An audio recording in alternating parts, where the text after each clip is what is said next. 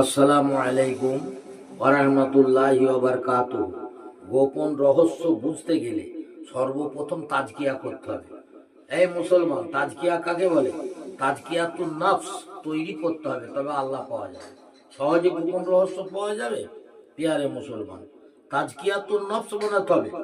তাজকিয়াতুন নফস মানে, তাজকিয়া হচ্ছে আরবি শব্দ যার মানে হলো পবিত্র। আর তাজকিয়াতুন নফস, নফস মানে আত্মা।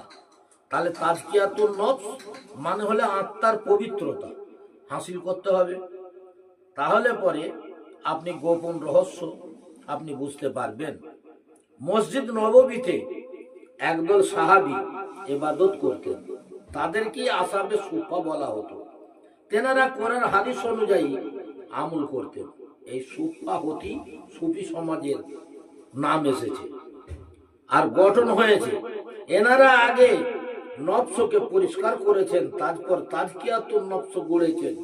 হাদিস পাকে তাজকিয়াতুন নফস মানে এহসানও বলা হয়, বা দিনের প্রাণ বলা যেতে পারে।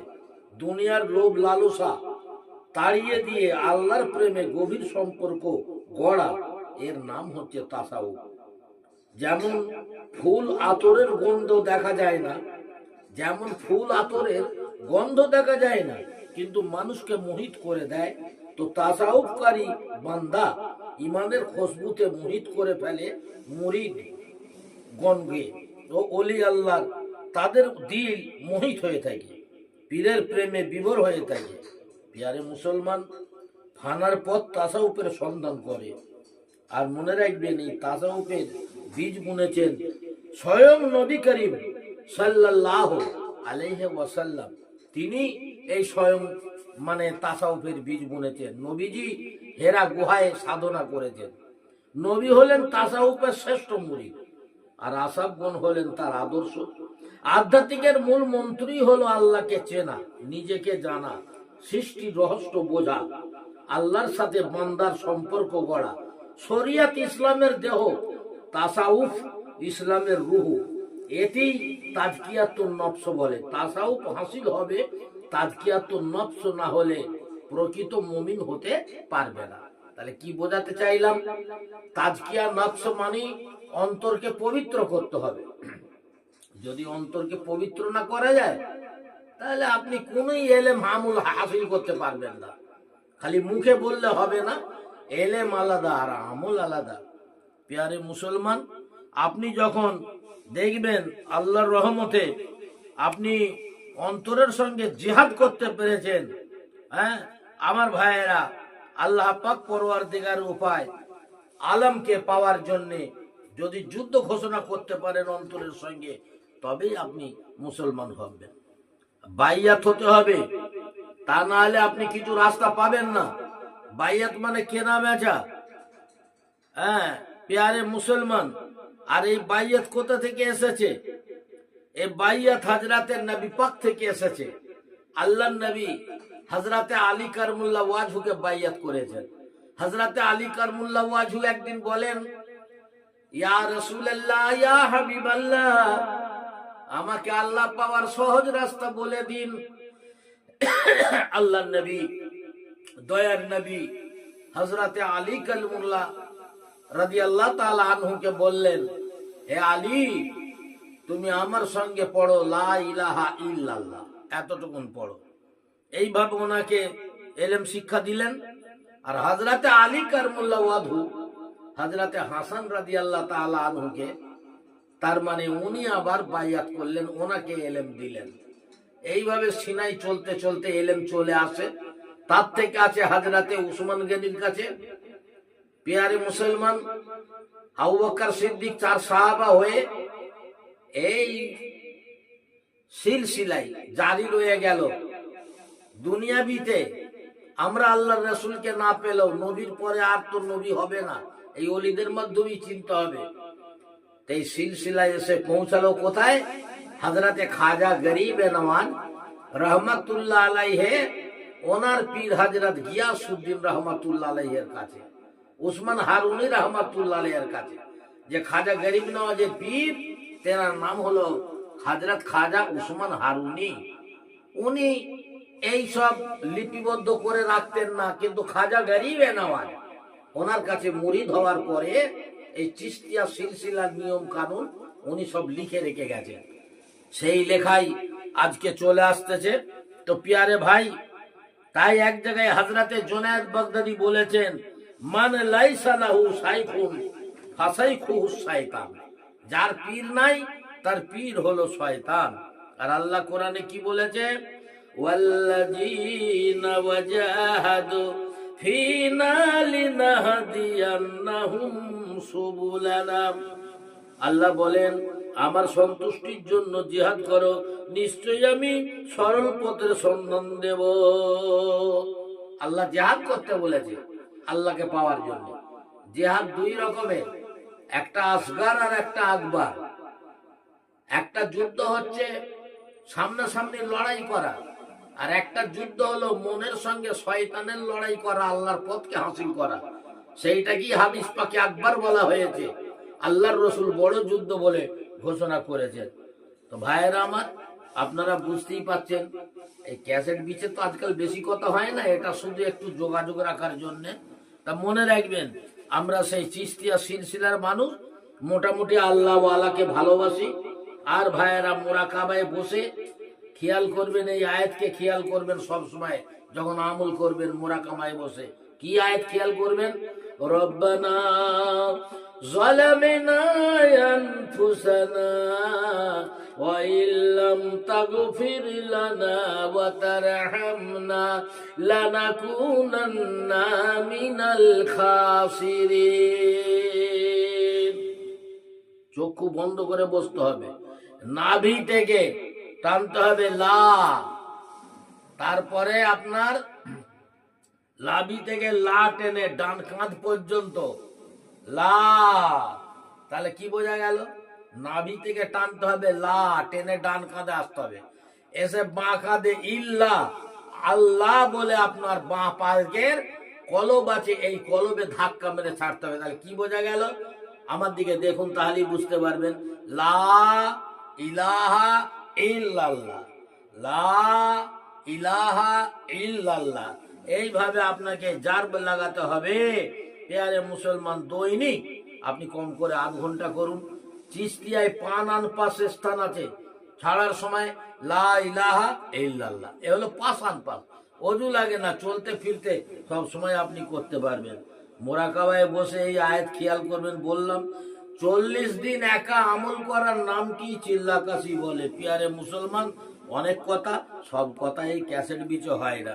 তাই কি বলছি, আমি কারে খুলে বলি, আমি কারে খুলে বলি, কি দেখিলাম চোখেতে, আমি কারে খুলে বলি, কি দেখিলাম চোখেতে, যে নূর দেখি মদিনায় সে নূর দেখি আর সেতে, যে নূর দেখি মদিনায় সে নূর দেখি আর সেতে।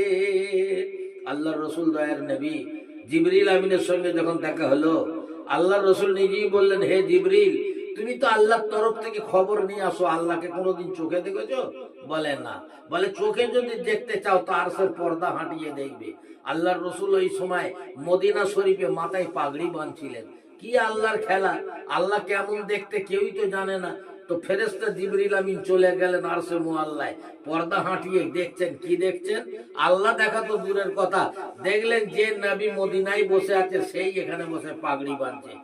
আমি কারে খুলে বলি, তখন জিবরিল আমিন বলছেন, আমি কারে খুলে বলি, কি দেখিলাম চোখেতে, যে নূর দেখি মদিনায় সে নূর দেখি আর সেতে, যে নূর দেখি মদিনায় সে নূর দেখি আর সেতে, আর সেতে ফারসেতে দেখি দুই মুকামেতে, আর পাগড়ি বাঁধিছে মাথায় একই হালাতে, যার চেহারা দেখা যায় কোরআনের পারাতে, যার চেহারা দেখা যায় কোরআনের পারাতে, ওই নূরিয়া দেশেছে আমাদের সুরাতে, ওই নূরিয়া দেশেছে আমাদের সুরাতে, আমি কারে খুলে বলে কি দেখিলাম চোখেতে, যে নূর দেখি মদিনায় সে নূর দেখি আর সেতে। আমার ভাইয়েরা, আল্লাহ হচ্ছে নিরাকার। এদিকে বলছে ওয়াহদাহু লা শারীকা লাহু, আল্লাহর কোনো শরীক নাই, আল্লাহর কোনো আকার নাই। তাই বলছি ভাই, যখন আল্লাহ নিরাকার, তার নাই কোনো আকার, যখন আল্লাহ নিরাকার, তার নাই কোনো আকার, তবে সাত বকাশ মানে নবী করলো কার দিদার। এদিকে বলছে নবী আল্লাহ দিদার করেছে, আবার বলছে আল্লাহর কোনো রং রূপ নেই, আল্লাহর কোনো অঙ্ক নেই, আল্লাহর কোনো চেহারা নেই, আল্লাহর কোনো রং নেই। প্রিয়ারে মুসলমান, কবির আন্দাজ দেখুন, যখন আল্লাহ নিরাকার, তার নাই কোনো আকার, তবে সাত বকাশ মানে নবী করলো কার দিদার। কে দেখলো কার সুরাত বলো আরশ আজিমে, কে দেখলো কার সুরাত বলো আরশ আজিমে। আরে নূরিয়া দেশেছে আমাদের সুরাতে, ওই নূরিয়া দেশেছে আমাদের সুরাতে। কি মার্তাবা পেল নবী মুহাম্মাদের নাম, সেরাম জপলে হয়ে যাবে জাহান্নাম হারাম। তাই পড়ো সব দরুদ মোস্তফার নামেতে, তাই পড়ো সব দরুদ মোস্তফার নামেতে।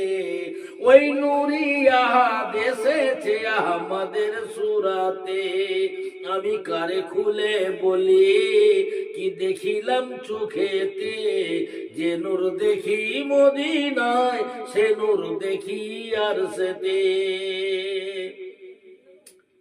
হাসান শুয়েছেন জ্বালা, হোসেন কাটালেন গলা, হাসান শুয়েছেন জ্বালা, হোসেন কাটালেন গলা।